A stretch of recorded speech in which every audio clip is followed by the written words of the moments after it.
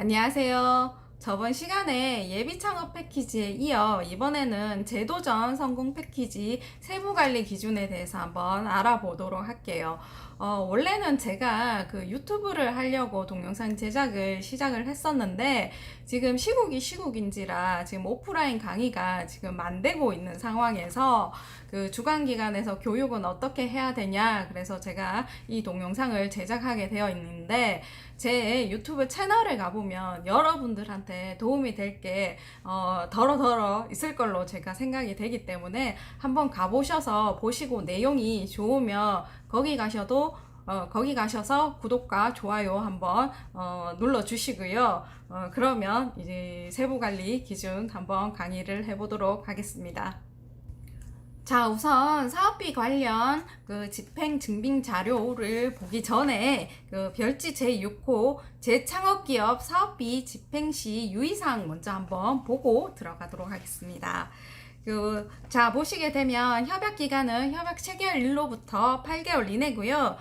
사업비 집행 가능 기간을 보시게 되면 사업비 같은 경우에는 협약 기간 이내에 쓴 거를 인정을 해주게 되고요.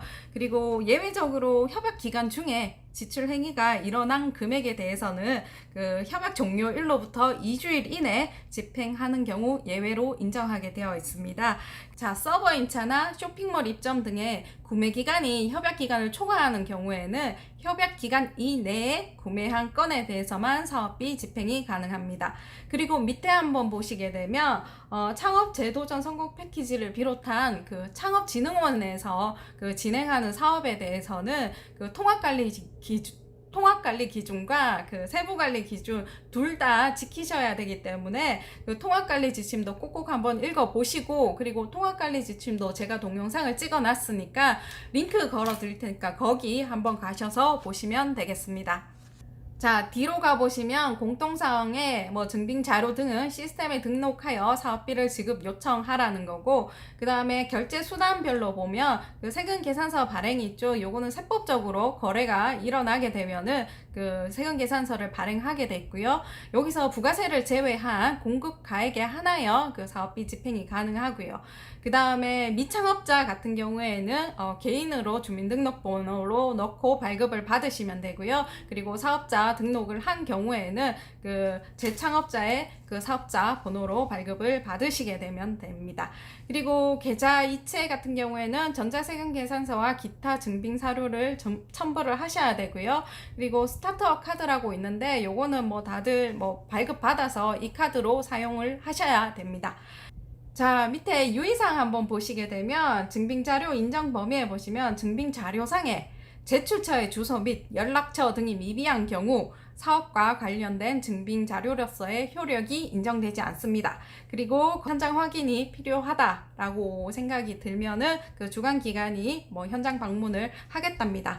그리고 사후 환급금 집행 불인정 보시면은 부가세하고 관세는 이게 환급일 받게 돼 있습니다. 그래서 요거는 사업비에서 집행이 불가능합니다. 자, 뒤로 가보시면 그 지급 불가 대상이 나와 있는데요. 한번 보시게 되면 1번 직계 좀비 속이 되겠고, 형제, 자매, 배우자, 그리고 재창업자가 재직 중이거나 퇴사 후 1년 이내 기업 및 재직 중인 기업의 임직원이 되겠습니다. 그리고 3번 그 성공 패키지에 사업에 참여한 재창업 기업이 되겠습니다. 자, 밑에 보시면 타 지원 사업의 사업비 지급 불가라고 나와 있는데 이 사업 말고 국가 및 다른 지자체 등으로부터 뭐 기타 지원을 받는 경우 요거는 이중적으로 혜택이 불가능하다라는 뜻입니다.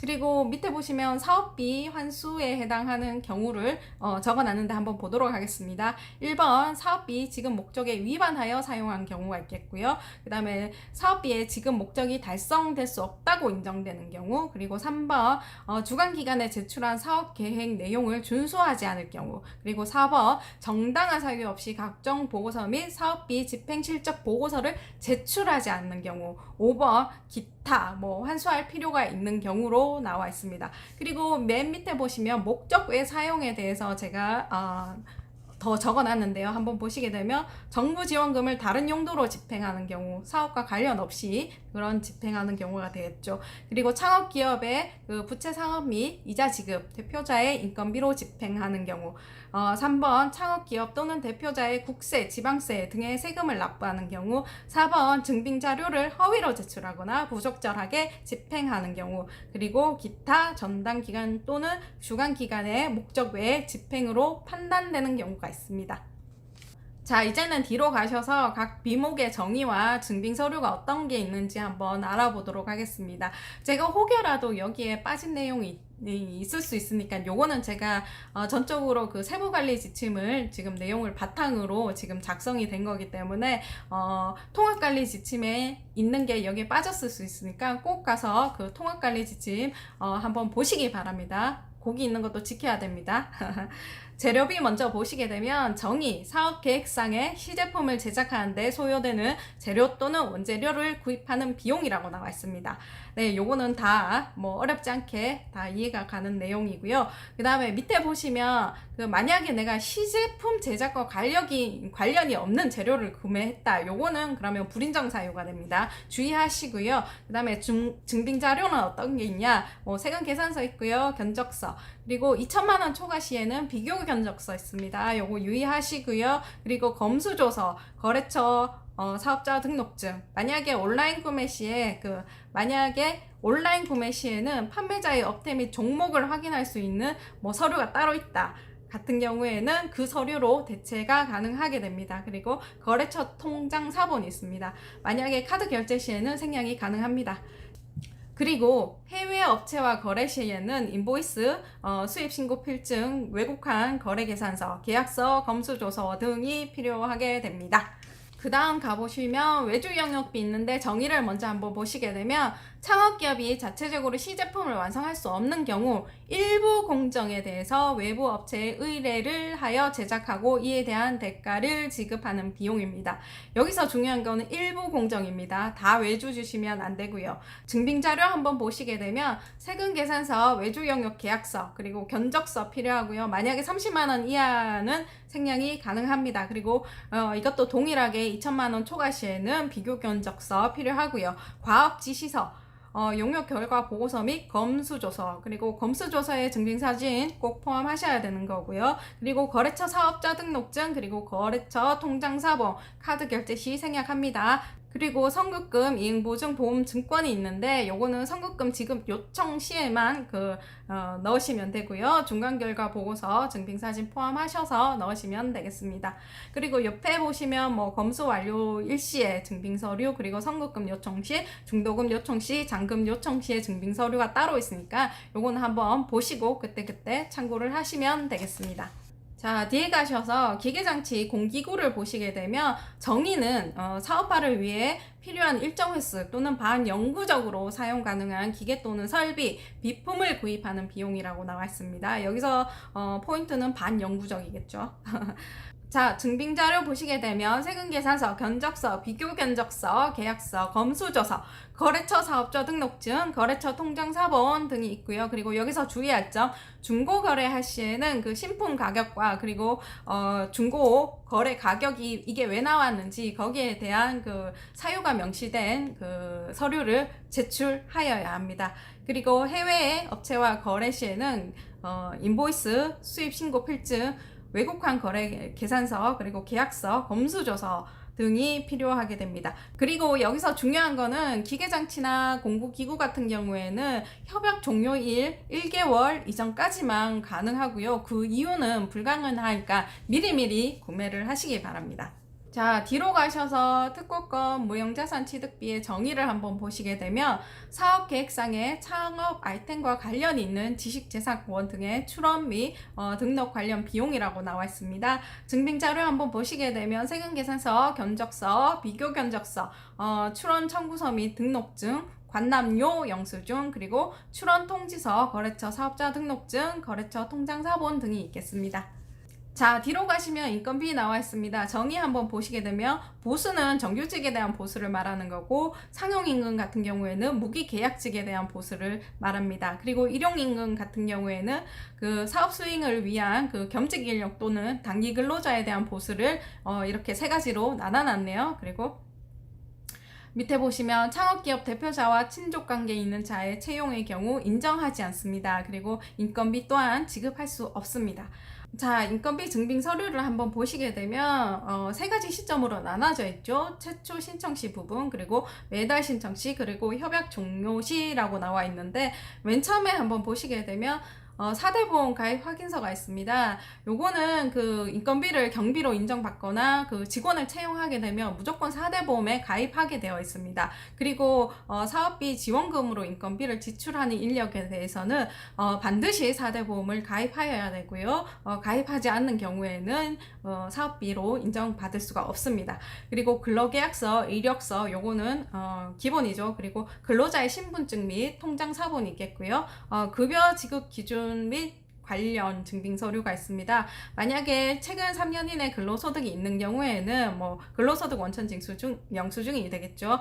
자, 근로소득이 없는 경우 같은 경우에는 학력 증빙 서류 또는 포트폴리오 등이 있겠습니다.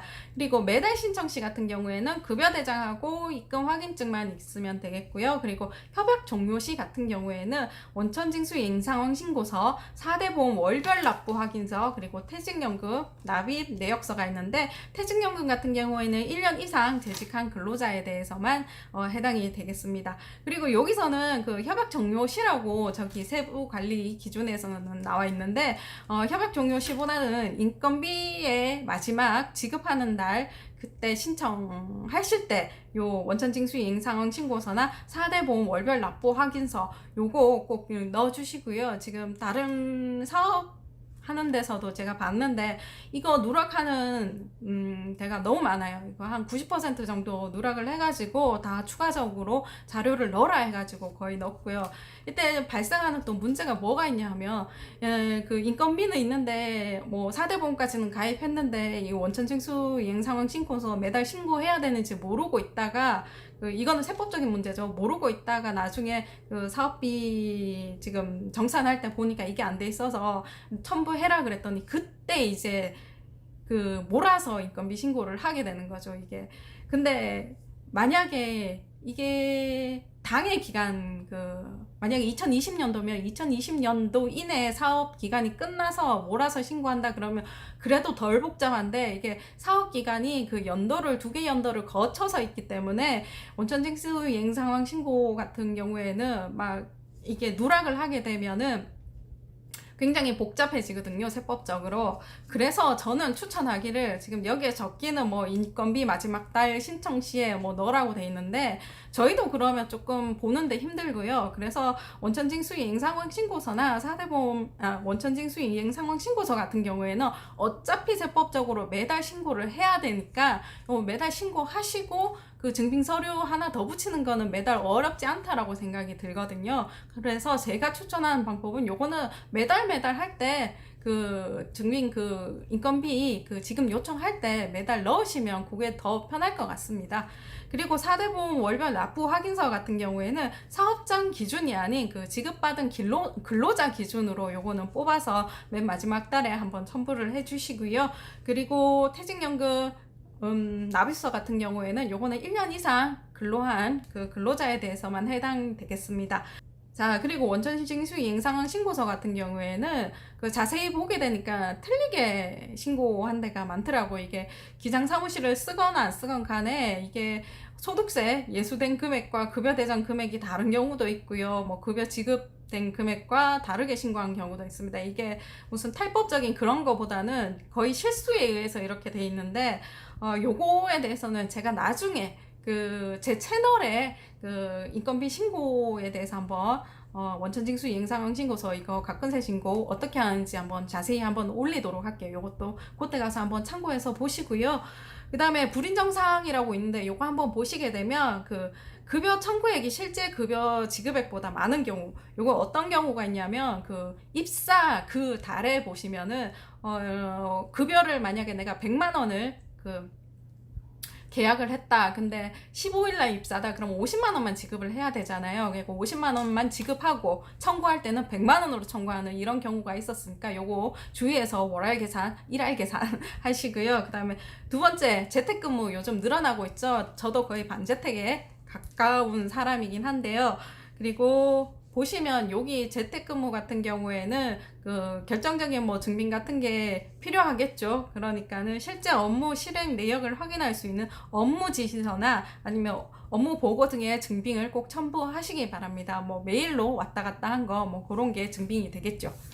자, 뒤에 보시면 인건비 지급 기준이라고 나와 있는데 요거는 한번 쭉 읽어보시면 되겠습니다. 그리고 밑에 재창업기업은 인건비 지급 시 세법, 근로기준법, 근로자 퇴직급여 보장법 등의 관련 그 법령을 준수하여야 합니다. 자, 지급수수료 한번 보시게 되면 뭔가 내용이 많죠. 우선 정의를 먼저 한번 살펴보겠습니다. 세 가지로 나눠지네요. 그 일반 수용비, 전시회 참가비, 멘토링, 운반비, 기술 이전비 등이 일반 수용비에 속해 있고요. 그 다음에 임차료, 기자재 임차료, 사무실 임대료, 보관료 등이 있겠습니다. 그리고 기타 운영비 같은 경우에는 학예회 참가비, 회계감사비 등이 있겠습니다. 자, 보시게 되면 증빙자료 한번 보시게 되면 기술 이전비 같은 경우에는 세금계산서, 견적서, 비교 견적서, 기술 요약 내용 포함한 활용 계획서랑 그 기술 이전 계약서, 그리고 기술 이전 기업의 승인 공문, 그리고 거래처 사업자 등록증, 거래처 통장 사본이 필요하게 되겠습니다. 자, 뒤에 설명을 할 거는 그 공통되는 내용은 좀 빼고 설명을 하도록 하겠습니다. 그 학회 세미나 참가비 같은 경우에는 그 학회 카탈로그 필요하고요. 그리고 참가 확인 문서, 그리고 참가 결과 보고서, 증빙 사진 꼭 포함하시기 바랍니다. 자, 전시회 참가비 같은 경우에는 전시회 안내 자료 있죠. 그거 첨부하시고요. 전시회 참가 결과 보고 증빙 사진 포함하시고요. 그 다음에 전시회 참가비는 지침 제45조를 준용하되 전시회 참가 관련 참가 등록비, 부스 임차 비용으로 제한합니다. 그리고 시험 인증비 같은 경우에는 견적서, 비교 견적서 필요하고요. 구매 금액이 2천만 원 초과 시에는 비교 견적서 필요합니다. 그리고 시험 인증 또는 시험 성적서 사본이 필요하게 됩니다.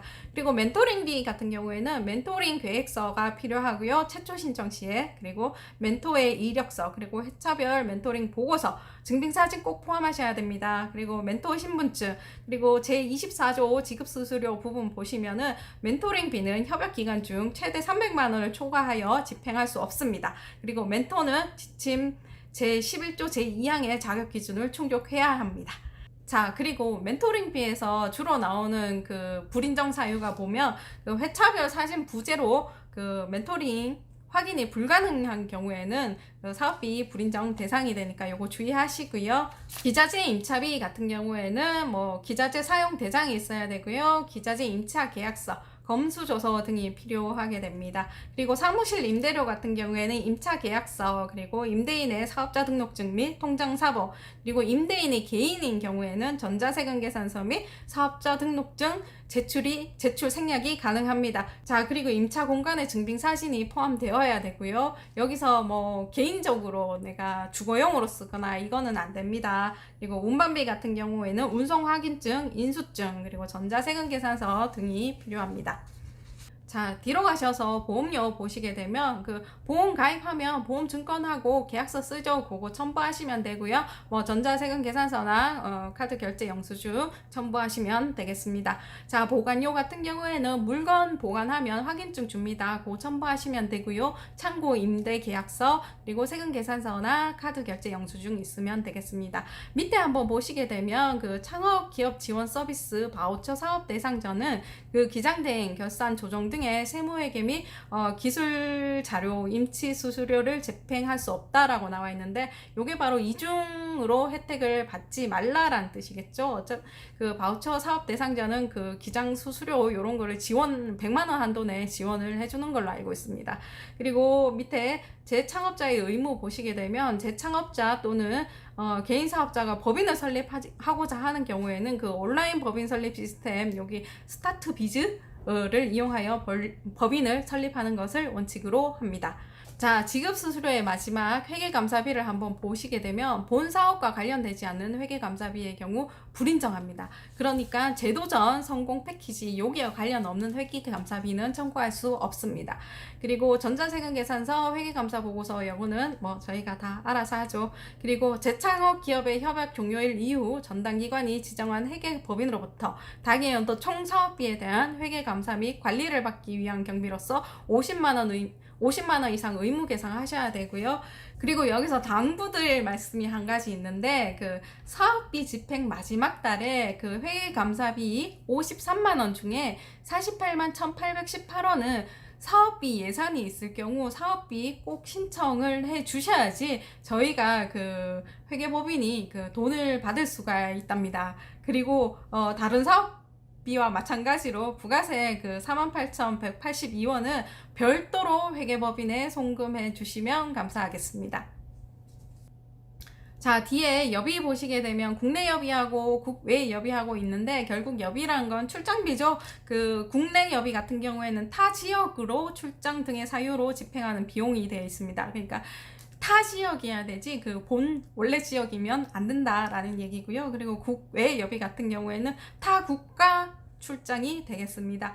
그리고 증빙자료 같은 경우에는 국내 여비 같은 경우에 실집행 영수증을 첨부하시면 되고요. 해외 여비 같은 경우에는 출장 계획서, 뭐 교통비 증빙 서류, 출장 결과 보고서 등이 있겠고요. 그리고 여비의 경우에는 실비만 가능하고요. 회사 기준에 의해서 뭐 일비 준다, 요거는 인정이 안 됩니다. 자, 광고 선전비 한번 보시게 되면 정의에 일반 수용비랑 일반 용역비랑 나누어져 있습니다. 일반 수용비 먼저 한번 보시게 되면 창업기업의 제품과 기업을 홍보하기 위한 홈페이지 제작비, 홍보 영상 및 홍보물 제작비, 포장 디자인비, 일간지 등의 광고 게재, 기타 마케팅에 소요되는 비용이라고 나와 있고요. 일반 용역비 같은 경우에는 앞에 문구는 동일하죠. 그리고 소요되는 비용으로 계약을 체결하여요. 외부 업체에 의뢰하는 경우, 약간 외주 주는 그런 느낌이죠. 밑에 증빙자료 한번 보시게 되면 용역계약 체결 계열시라고 나와 있습니다. 그러면 외주 용역비 집행 증빙자료를 준용하시면 되고요. 앞에 가셔서 외주 용역비 그거 보시고 하시면 되고요. 그리고 용역계약 미체결시 세금계산서, 견적서, 비교견적서, 계약서, 검수조서, 거래처 사업자 등록증이 필요합니다. 자, 여기까지 해가지고 비목별로 정의랑 그 증빙 서류는 알아봤는데, 여기 기타 불인정 사례를 한번 더 얘기를 드리고 가도록 하겠습니다. 여기 한번 보시게 되면은 요거는 예산에 관련된 얘기인데, 예시 한번 보시게 되면 통합정보 관리 시스템, 사업비 관리 시스템, 과제별 사용 현황에 보시면 그 만약에 비모기 재료비하고 광고 선전비가 있고 집행협약 한도에 각각 100만원, 200만원 되어 있는데, 여기서 사용 금액이 만약에 재료비는 120만원, 광고비는 150만원 이렇게 썼어요. 그러면 등록 가능한 금액이 재료비는 예산 초과로 20만원이 불인정이 나오게 됩니다. 그리고 광고 선전비 같은 경우에는 등록 가능 금액이 50만원, 아직 50만원에 대한 여유가 있다라는 말이죠. 이럴 경우에는 20만원이 불인정되기 전에 광고 선전비 예산을 그 재료비 예산으로 조금 돌려가지고 이렇게 사용하면은 그 불인정 사항이 안 나오니까는 요거를 사업 종료 1개월 전까지 주관기관에 사업비 변경 신청하면 되니까 꼭 신청하셔가지고 알뜰하게 사업비 쓰시기 바랍니다. 자, 오늘은 여기까지 해가지고 그 제도전 성공 패키지 세부관리 기준에 대해서 한번 알아봤고요. 그 다음에 여러분들은 지금 세부관리 기준뿐만 아니라 통합지침도 지켜야 하셔야 되기 때문에 거기 가서 꼭 한번 더 보시고요. 그 다음에 이 시국이 끝나야지 여러분들을 그 오프라인 상에서 한번 뵐 날이 있겠죠. 그리고 저는 그 유튜버에 그 감사해도 되는 그 세무사라는 채널을 운영하고 있습니다. 여기 채널 명예에 그 다 힌트가 있다시피 저는 그 창업자분들 대상으로 해가지고 직접 뭐 홈택스로 세금 신고하는 방법 및 뭐 필요한 그런 영상을 제작하고 있는데, 혹시나 거기도 여러분들이 해당되는 사항이 제가 생각했을 때는 많다라고 생각이 되기 때문에 거기 한번 가셔서 한번 보시고요. 꼭 도움이 되셨으면 좋겠습니다. 그러면 다음에 한번 더 뵙도록 하겠습니다.